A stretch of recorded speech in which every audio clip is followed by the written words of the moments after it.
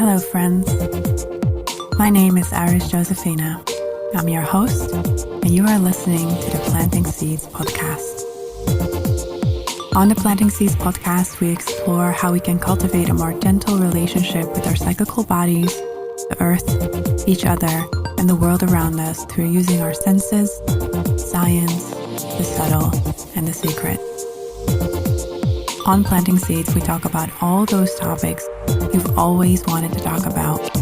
We are shamelessly opening up the conversations that we all so desperately need to settle in our precious bodies and relate to each other in a more open, truthful, and empowered way. I'm so glad you're here today.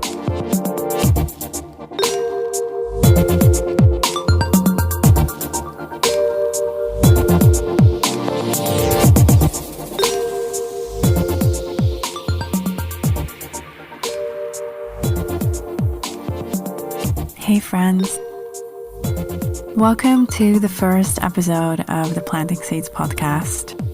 I am so honored that you are here. And in this episode, I would just love to tell you about who I am, the work that I do, why I do the work that I do, and why I birthed this podcast into existence. So my name is Iris, as you've heard. I'm a certified holistic cycle guide, hormonal health coach, and birth worker with an academic background in medical anthropology and gender studies, as well as holistic cyclical health, traditional midwifery, and trauma-informed coaching. All of my work revolves around our menstrual and life cycles from periods all the way to postpartum. The main focus in all that I do and teach lays on getting to know our bodies, aka gaining body literacy, sharing tools to make informed body choices, and cultivating a sense of body belonging throughout all changes and cycles our bodies move through. I would love to say that I hold space for people with menstrual cycles to really come home to themselves through embracing their bodies and cycles and reclaiming their innate power. I support people through online coaching, classes, circles, and retreats, and in my free online community, Womb Wellness Circle.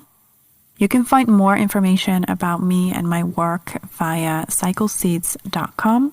That is cycleseeds.com and at cycleseeds over on Instagram.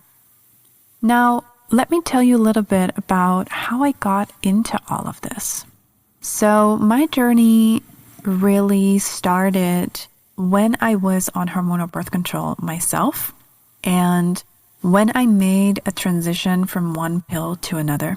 I was about to go on a trip, my very first trip abroad outside of my own continent, to Colombia, to the jungle, and I had just started a new birth control pill that was lighter than the one that I was taking. At the time, I felt really empowered that I made that choice to start that new pill. And then I arrived in Colombia, and the next morning after I woke up in a jungle city called Leticia, I woke up not feeling my leg. It was completely numb and it was really scary.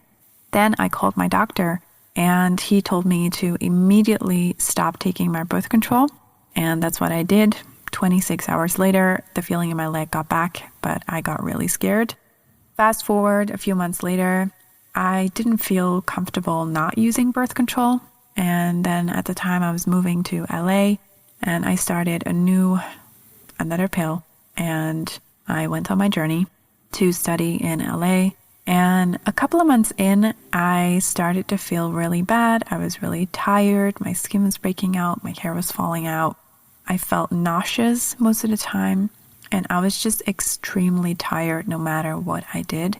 Then I went to see an OBGYN, and she told me that this was just a side effect of the pill that I was taking, and that I basically had to put up with it, and there was not so much that I could do. And that got me thinking. I was at home in bed, lying awake at night, and thinking, am I really sacrificing my health because I don't want to have a baby? And that's when I decided to stop taking the pill.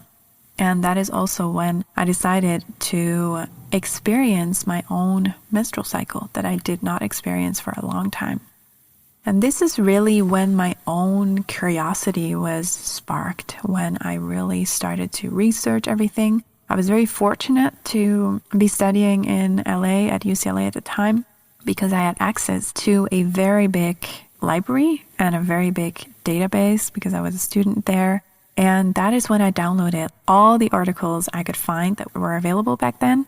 I read books, I read medical journals, and that is when my own investigation journey started and when I started learning about my own body, started to be amazed by my own body, started using menstrual products that are more kind to my body. No worries, in following episodes, I will share all about holistic choices for hormonal birth control and for menstrual products. And then after I got back home from LA, I was in my last year of anthropology.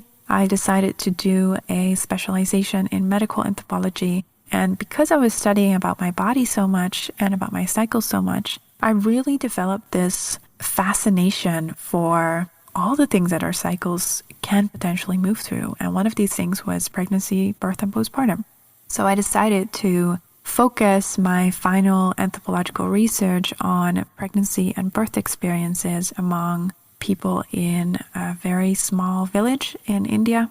So I went there and started researching, had beautiful informants and people that shared their very intimate experiences with me. And one of my informants, she asked me, or she didn't really ask, she stated it like, okay, when my baby is going to be born, you're going to be there, right?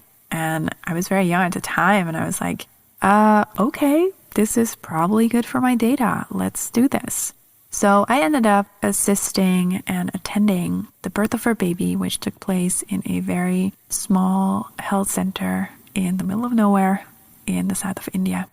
And this experience touched me so profoundly, and I felt so incredibly honored that this woman allowed me to be in her birthing space, allowed me to witness her baby being born and witness the power of birth, really.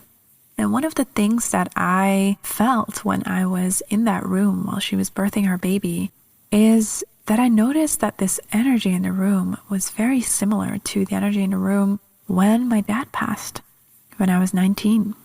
And it was just the direction of the energy that was different. And it really showed me the power of death and birth and how they can really support us to get a bit of a clearer understanding about life and being human. So both of these experiences were super powerful. And this particular experience of this birth in India really sparked something inside of me to study more about birth and to become a doula. For those of you who don't know what a doula is a holistic professional who supports people physically, emotionally, psychologically, and practically before, during, and after birth. And it's not the same job as a midwife. It's like complementary care on top of midwifery care, like a continuous support person. And I became a doula. I studied and became a doula. And I started working for myself, and I had clients and I supported them during pregnancy, birth, and postpartum. And as a doula, I noticed that a lot of people actually had no clue about what was happening in their pregnant bodies. And in a lot of instances, I was just teaching basic biology to highly educated people. And I was like, hold on a minute. This is like really strange that we are all like educated so well. I was in the Netherlands back then, where I'm from. And even though we are so educated, most of us don't know anything about their bodies, and specifically not anything about their menstrual cycles, pregnancy, birth, postpartum. And that is when I decided, like, maybe I should start teaching about this before people get pregnant, so they have a sense of what's going on in their cycles and their bodies, so that they step into pregnancy and birth and postpartum more empowered, because all these cycles are connected. So that is when I started teaching workshops. The first workshops that I taught were called Mindful Menstrual Management and were very practical about menstrual products, basic biology of the menstrual cycle. And it started attracting more and more people. And after doing that for quite a while, I discovered something that is called the Society for Menstrual Cycle Research. And then I went to one of their conferences and I literally came home. Imagine a room full of people, like 300 people, all geeking out about the menstrual cycle. I was like in heaven. Like this was my group of people, my kind of people, passionate about the menstrual cycle, how it works, and empowering people to understand how it works. And my mission with my work is to bring that knowledge to people. And why is that my mission? Because I believe that the medical system is often on a super tight schedule and timeline where there is literally no time to provide this extra information. And this is also what I'm receiving from my clients. Like, my doctor didn't listen to me. I didn't have enough time to ask all my questions. I didn't get enough options for my problem or to solve my problem. And this is exactly where my colleagues and I come in. What we do forms a bridge between the medical system and the people. It is not a substitute for medical care at all. We do the work that the medical system does not seem to have enough time for, creating and holding space for people, taking our time with people, listening deeply to their stories, helping them navigate the medical system, and helping people understand their bodies, their hormones, and their cycles better in each phase and life cycle on the whole cyclical continuum so they can make informed choices about their bodies and cycles. And what I've seen is that these safe spaces are very necessary. And in these safe spaces, we also talk about all the topics that still do not have enough coverage in our society, in my opinion. We talk about our anatomy, our physiology, pleasure, self-pleasure, sexuality, our menstrual blood, our vulvas, vaginas, cervixes, our experiences with all of the above.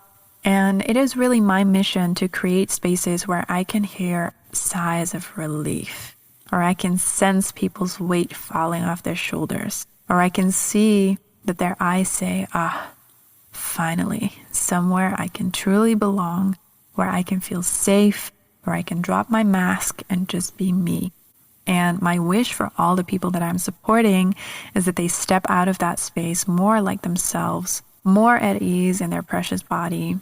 And with this podcast, I would like to bring experts, friends, and colleagues into the space where we open up these conversations about all these topics and where I'm aiming to present to you possibility.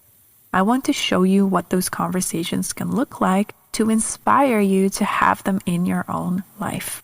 And I really hope that this podcast may serve as an inspiration, as a form of empowerment to encourage you to open up to the wisdom of your own body, the wisdom of your community, the wisdom of the earth and the world around us, so that you can feel more at ease in your own life, in your own community, and in the world in general.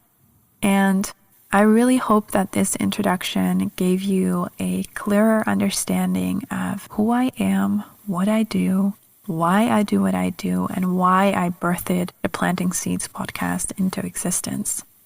I also want you to know that this episode is sponsored by my online course, Body and Blood, the Revolutionary Menstrual Cycle Foundations course you wish you had way earlier. For more information about the course, about me, and Cycle Seeds, go to my website, cycleseeds.com. That is cycleseeds.com, or my Instagram feed at cycleseeds. Please also take a moment to rate the podcast and feel free to drop me a message to let me know how this episode has helped you. See you in the next episode.